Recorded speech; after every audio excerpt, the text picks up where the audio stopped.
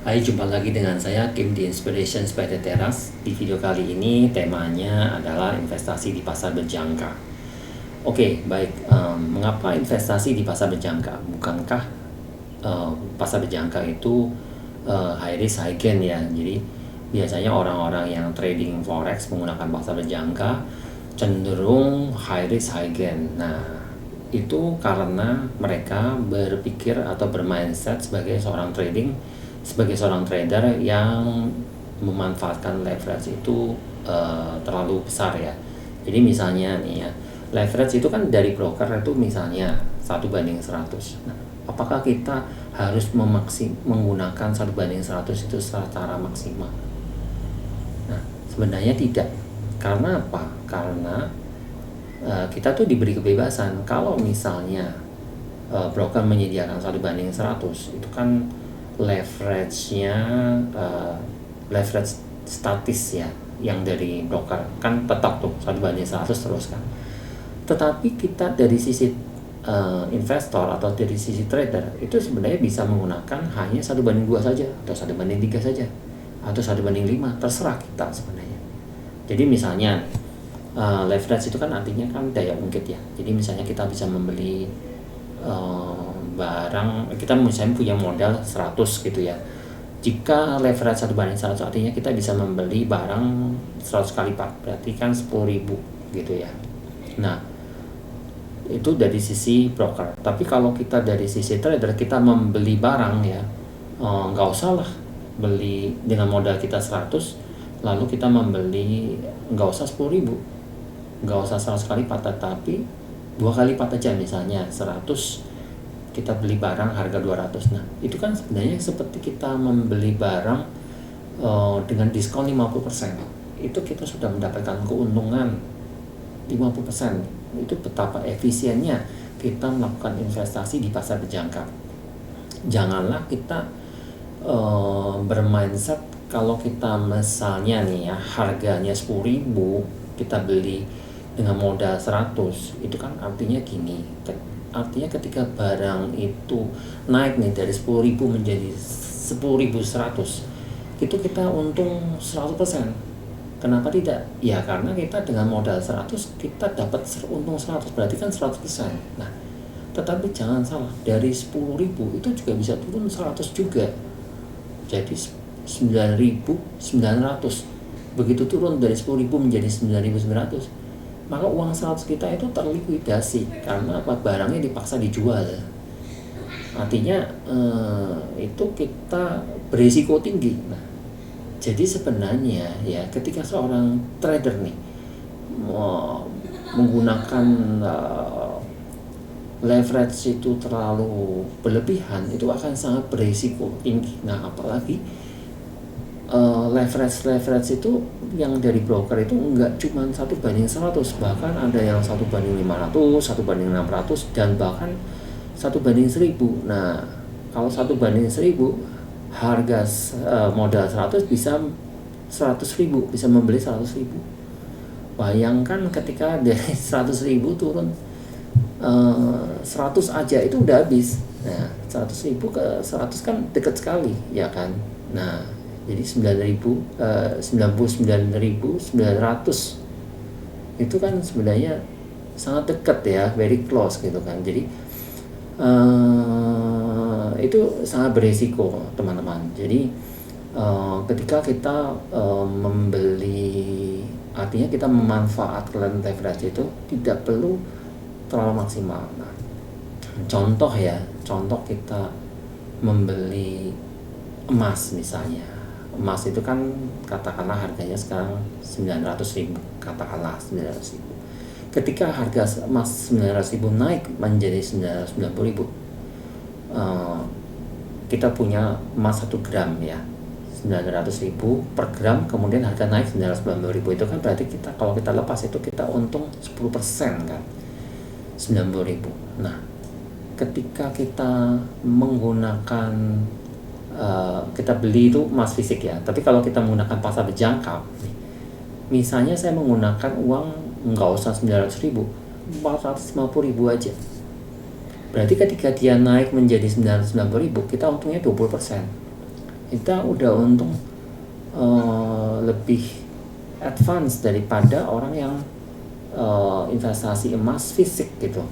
Jadi pasar berjangka ini memiliki efisiensi yang tinggi sebenarnya di situ. Nah, tetapi ya kita cukup dengan modal 450.000, jangan dengan modal katakanlah 90.000. Dengan modal 90.000 kita membeli emas 1 gram 900.000. Itu kan berarti ketika dia naik 990.000 kita mengharapkan untung 100%, karena kita modalnya 90.000 untung dapat 90.000 lagi, berarti kan untungnya 100%. Nah, itu beresiko tinggi. Karena apa? Harga emas 900.000 bisa saja turun 90.000, artinya turun menjadi 810.000. Bisa aja, dekat kan jaraknya. Tapi kalau turun ke 450.000 agak lebih sulit. Karena apa? Kalau kita lihat di chart ya, harga emas 450.000 itu mungkin sekitar 8-9 tahun yang lalu. Dan jangan lupa kalau kita beli investasi di pasar berjangka itu kan biasanya mata uang currency-nya itu kan dolar, dalam bentuk dolar. Nah, jarang ya dalam bentuk rupiah. Kalau dalam bentuk dolar artinya kan 450.000 itu kan kita belikan dolar kan dibagi 15.000. Nah, jadi itu akan lebih aman lagi sebenarnya dari sisi investasi, dari sisi inflasinya itu jauh lebih aman. Artinya bisa lebih lama lagi, bukan sekedar 9 tahun, bisa lebih gitu loh. Cara mengamankannya. Nah, seperti itu teman-teman. Jadi intinya pasar berjangka itu bisa kita menggunakan, kita bisa pakai sebagai instrumen investasi. Dan sebaiknya memang pasar berjangka itu sebagai instrumen investasi. Dengan mindset investasi kita masuk ke pasar berjangka, bukan dengan mindset seorang spekulan. Nah, biasanya para trader itu masuk dengan mindset seorang trader yang berspekulasi gitu. Jadi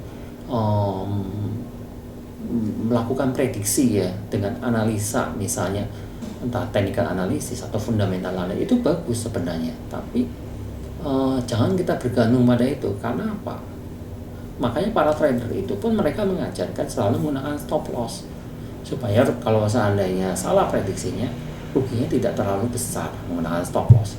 Tetapi kalau kita dengan mindset investasi, maka kita sebenarnya tidak usah melakukan analisa pun. Kalau kita tahu harga itu harga cukup rendah, kita beli ya. Dan leverage-nya tidak usah besar, cukup 1:2 aja ya. Harganya 900.000 kita masuk dengan harga 450.000, itu akan lebih safe gitu. Sehingga investasi kita bisa sangat efisien karena kita sudah menggunakan instrumen pasar berjangka, di mana di situ ada leverage. Artinya kita tidak, kalau misalnya harga 900.000 kita bayar 900.000, itu artinya kita leverage 1:1. Kita tidak menggunakan leverage sama sekali. Tapi ketika kita masuk di pasar berjangka, harga 900.000 kita beli dengan harga 450.000, itu artinya kita sudah memanfaatkan leverage, yaitu leverage dari sisi kita atau leverage dinamis yang 1:2 tadi, karena kan setengahnya kan, jadi 1:2. Itu sama aja kita udah dapat diskon 50% sebenarnya beli emasnya. Jadi kita sebenarnya sangat menghemat, karena ketika harganya naik 10% aja itu kita udah untung 20%.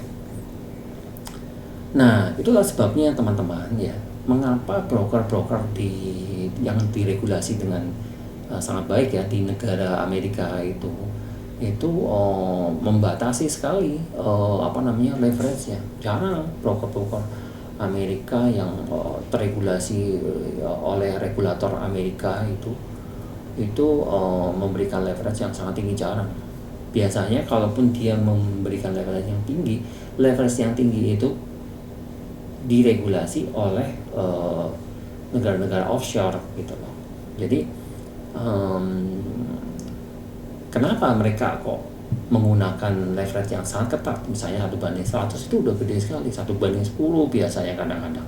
Kenapa gitu kan? Dan bahkan kadang-kadang mereka tidak, untuk warga negara sendiri tidak diperkenankan untuk trading di situ gitu. Kenapa? Karena itu mereka melindungi warga negaranya. Karena itu berisiko sangat tinggi. Leverage-nya semakin tinggi, itu membuka kesempatan orang untuk memanfaatkan leverage itu semaksimal mungkin gitu. Padahal itu jadinya berisiko. Nah, tetapi dari sisi kita nih, walaupun kita mendapatkan broker dengan leverage 1:500, 1:600, kalau kita hanya pakai 1:2 pun mereka juga nggak akan memaksa kita untuk menggunakan 1:500, tidak akan. Jadi terserah kita sebenarnya gitu. Jadi begitu ya teman-teman, jadi clear bahwa sebenarnya investasi di pasar berjangka itu sama menguntungkan. Harusnya itu kita bisa terhindar dari kerugian asal kita tahu cara memanfaatkan leverage itu dengan baik. Artinya kita tidak jor-joran menggunakan leverage itu terlalu besar sehingga lotnya jadi gede gitu kan. Nah, segitu dulu video saya, semoga ini mencerahkan dan berguna buat teman-teman. Silakan klik like, share, dan subscribe ya video channel saya, dan supaya teman-teman bisa mengikuti video-video saya selanjutnya. Terima kasih.